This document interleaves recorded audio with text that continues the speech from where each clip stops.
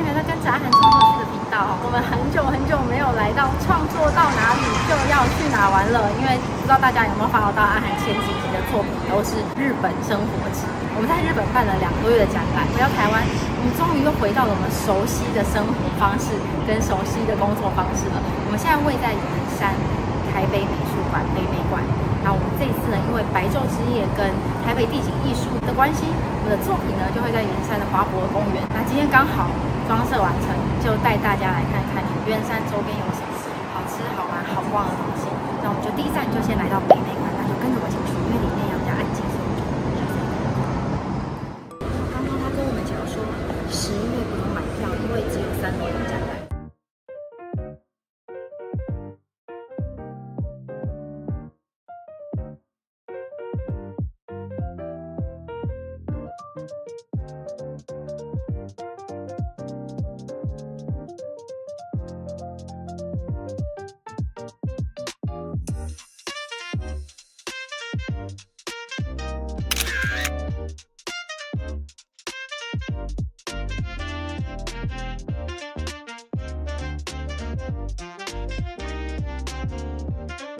看完展览了，它这段时间展览是很多不同的艺术家的个展，然后集结在一个很大的区域。这一区域就是他的个展，这一区是他的个展。自己觉得蛮有趣的，有一个是它都是用文字书写来做展览，比如说表层画框，还有一个是在呈现货车的旁边的那个字样，然后有一个互动区是每个人可以去写一个毛笔字，找到一样去把它贴起来。我觉得这个蛮有趣的。我自己觉得看展的过程中有互动，真的是好像会增加那个印象跟参与度。我觉得夏天现在这个时候，我们刚刚从那个圆山华博走过来，其实就大概5分钟、7分钟的时间，可以来到这边看看这种很静态、氛围很宁静、空间也很舒适。其实旁边有咖啡厅，大家可以来看看北美馆。那我们接下来就继续往下走，看看这附近还有什么可以吃吃喝喝或是逛逛的地方。Go！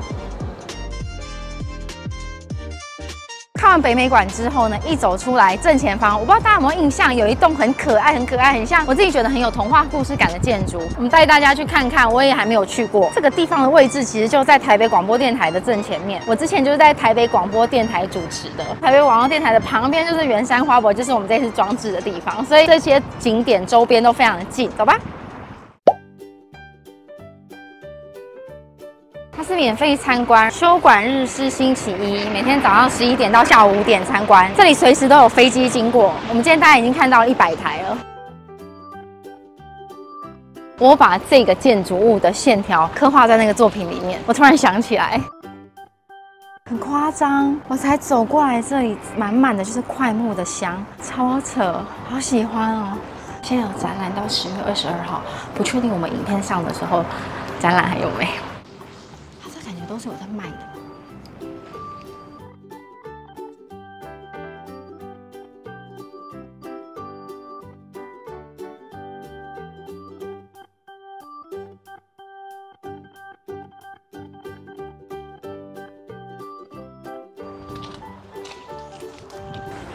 周末有 shop 哎，我们出来了。它其实里面的空间也是展览空间啦，然后目前有一个艺术家的展览，然后我觉得蛮有趣的是，它2楼空间做成就是一开始你进去以后，你会以为他在卖唱片，但是他是把它打造成一个卖唱片的空间。然后我猜艺术家的年代可能跟我蛮接近的，那唱片里面就有什么中国娃娃、F4、马吉弟弟这种，他就把它2次创作，然后你真的可以买他创作的这个唱片复刻作品。封面它其实里面没有唱片哦，因为我们那时候听，比如说 F4的音乐的时候已经是买 CD 了，所以他是把它更复古，用同样的封面做2创，然后把它做成像唱片行的感觉，甚至还把墙面做到好像有一些粉丝啊，然后写很喜欢啊这种东西，就把它打造成一个感觉好像真的是商店的氛围，我觉得蛮有趣的。好的，那这个展览应该也是会实时的更新，所以大家有空的话看看北美馆，也可以再走到对面来看看这个圆山别邸的展览。那我们就看看要不要去喝个咖啡，走。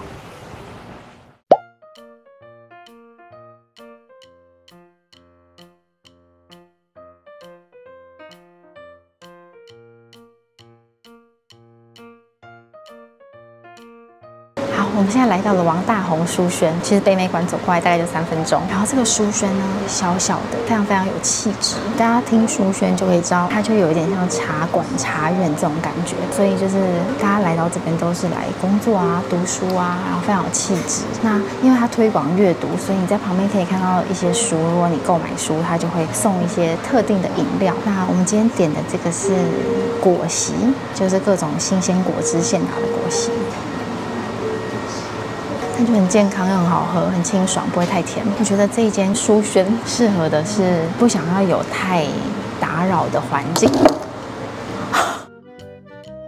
不好意思，我刚刚就是饮料打翻了。反正总之我想要讲的就是，这里就是适合很安静，然后很有气质，喝喝饮料、吃吃轻食的一个环境跟空间。但它就不是那种很漂亮、可以打卡完美的环境。好，那我们就慢慢享用，然后等一下带大家去那个旧的儿童乐园。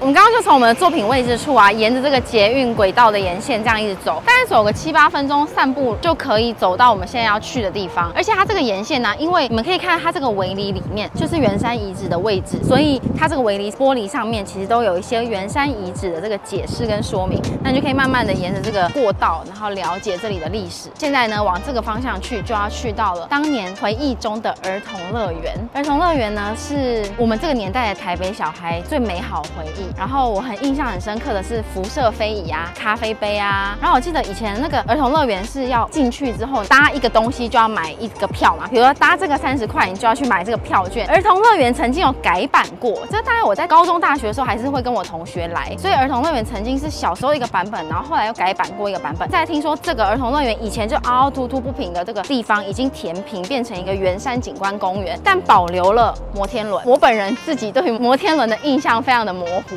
因为小时候会觉得摩天轮很无聊、不刺激，也没有转圈圈，也没有飞高飞低。但是我听说大家对于儿童乐园最大的回忆就是摩天轮，因为摩天轮又高又可以看得远嘛，所以我们在过了这个看起来很像水门的东西，就会进到以前儿童乐园的位置了。你可以看到吗？那个远远就是摩天轮。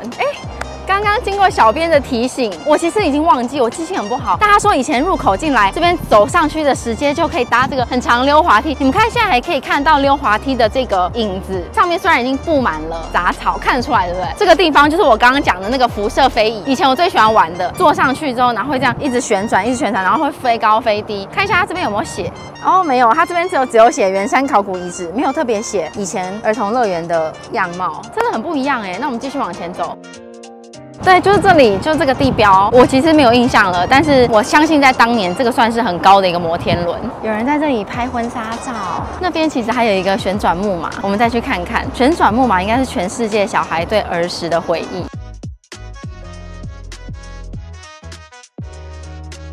OK， 我们现在来到了旋转木马的前面，但我觉得这里就是偏比较没有什么人会过来。我觉得肉眼看有点恐怖啊，大家不要晚上来。但我觉得蛮特别的是，小时候不会注意，但它上面这些图案全部都是台北的特色，比如说北门、台北市政府、中正纪念堂吧，反正就是一些台北的建筑景点。但我觉得来到这边还是有一种回忆小时候的感觉，而且它其实是不能进去的。但我觉得来回忆一下不错，而且这个地方其实你可以稍微看一下。刚刚我们走出去，我说感觉很像水门，对不对？它真的是水门，因为它这里有一点像是滞洪区，旁边就是高速公路，所以大家如果来到这边不想要人挤人，在花博圆山那边野餐，也是会有人来这边野餐，因为这边有很多林荫大树，然后在大树下摆个野餐店，应该是氛围还不错。这整个公园非常大，蛮推荐的。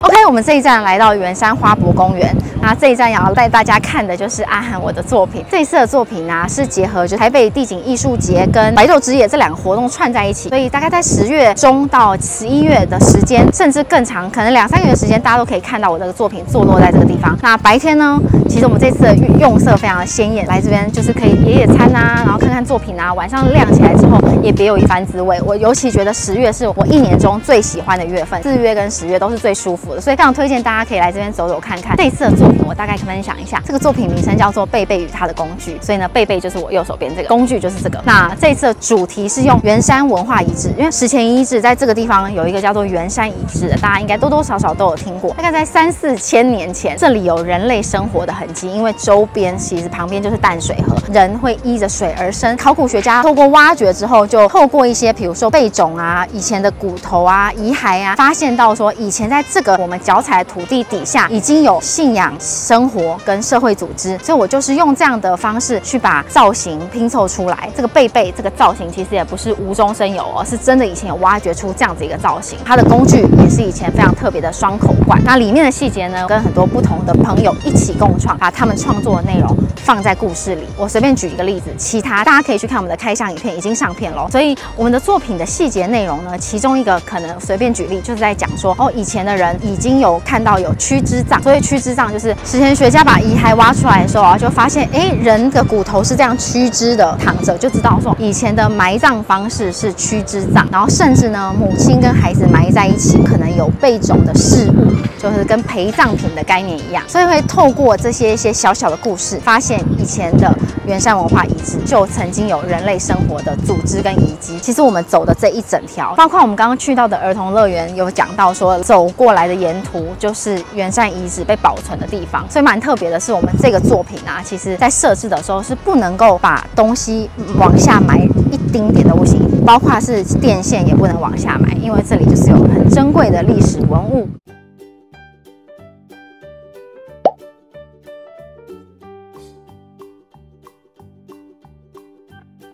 因为我们现在进来逛这个叫做神农生活，我其实很喜欢逛神农生活，是因为它的东西都很有巧思，很有台湾在地的特色，不管是小物或食物。你看，光是这个切纸袋的笔袋，而且价钱都不贵哦，这个才100块。还有你看小时候的小猪公铺满，这个30块，这个光是放在家里其实就很有回忆的味道。然后这些都是磁铁，你看蓝白托、金门高粱、明星花露水。我前几天才在圆山饭店带日本艺术家来，然后我就送了他一小罐100块的小的明星花露水，他说他喜欢那个味道，我不知道他是不是骗我的。然后这个很赞哎，这个会想买耶，这个是文青香包，它里面有薰衣草、香茅、薄荷、艾叶、藿香，挂在室内或冷气口电扇处，让草本香气自然发散。定期将香包除湿或日照，可以延长使用期限，可以使用1年。而且因为我之前有买过那个日本的那个薰玉堂的那个，然后我就放在衣柜里，所以我的睡衣跟浴巾拿出来都会有那个很明显的味道，我觉得很赞。真的都是很传统的东西，你看用小猪猪做的，有不一样的图案。然后还有这个波浪鼓，然后竹蜻蜓、监狱，还有这种很有台味的，不知道大家有没有看过？这个之前在华山也有看过，就是钥匙圈。一进来就会有小物，之后呢，开始就会有一些食。我有买一个这个因为我觉得这个很方便，这是你自己在家里加酱油。那我自己觉得就是家用酱啊，常常会太大罐一倒就倒超多，所以我觉得这个还不错，蛮推荐的，50块一个。然后这个你自己煮汤也可以用那个盅，然后这个是刷蔬果的蔬果刷，然后还有这种很传统的。看到这个碗我就想到台南可是它写宜兰碗，我看到安亭，所以我想到台南。就是很传统的这种碗，这是亚千的本质。你知道我上次看到一个很有趣的，这个外国人不知道这是干嘛的，这个其实是那个神明杯嘛，加水的，外国人就以为是蛋杯，然后这个把这个拿来当装蛋的，很可爱，文化差异。哦，它这很酷它这一区不知道是什么哦，米袋，很酷，可是米袋的颜色有这么漂亮哦。我觉得不是真的米袋，只是它的创意是用米袋。然后你看它有很多各式各样的，什么豆豉啊、桂花酿，这什么五香。我觉得它这里的好处就是它都会出这种比较小罐，然后很精致的。比如说，如果有些人1个人住，或是2个人住，有这种东西开起来都有保存期限。你看它只能放2年。它有一些跟原住民相关的东西，炭烧飞鱼粉，台湾宜兰产。反正它卖的东西都是跟台湾很在地有关的东西，牛奶。它真的什么都有，零食也有，居家用品也有，生活用品、煮菜料理的东西也有，还有饮料。因为它的很多饮料，像这个也是园林100年的仙草，这个感觉很特别，就是可以买到一些在外面比较不容易看到的东西。这边呢，它的后面其实是一个小小的空间的咖啡厅。我记得我之前有来这边喝过咖啡，也是很好喝。所以呢，大家如果真的有来到这边的话，可以来这边逛逛，然后花一点点钱就可以买到很精致、很有趣的小物。肚子饿了，去吃饭吧。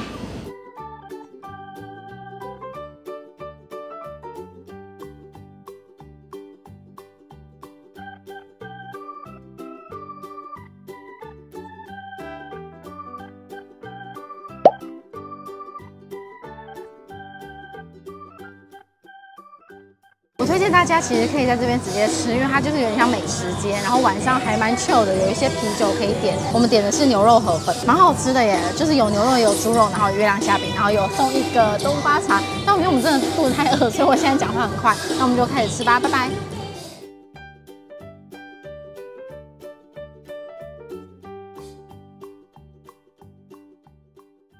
回顾一下今天我们去到了哪些地方。我们一开始在美术馆开场，后来去到旁边的台北故事馆，比较艺文的区域。接下来我们就来到了王大闳书轩喝咖啡。其实我觉得都是轻松写意的行程。接下来呢，我们就走回来这个刚刚讲到的儿童娱乐中心的旧址。其实呢，时间呢就也差不多傍晚了。接下来再走到市集。市集呢就是有一些吃的啊、喝的啊，甚至会有一些蛮特别的，以台湾小农为代表的一些生鲜食品可以买，我觉得里面的气氛也不错，就是逛逛走走。所以呢，我们今天就在这个地方跟大家 say goodbye 了。希望大家喜欢我们今天这个比较轻松的一日游。对，我觉得就是轻松。如果你今天睡到中午醒来，从中午开始，然后有半天的时间，那就很适合搭配这样子的行程。那其实周边还有很多的咖啡厅，只是今天就没有带大家去发掘。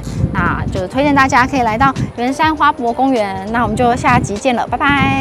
好，我买一罐椒盐，因为我一直很想要那种沾了会香香咸咸的东西。因为我平常要自己煮饭，所以它这个鸡丝面看起来也不错。然后还有这个干拌面，香辣干拌面，我就买一点试试看。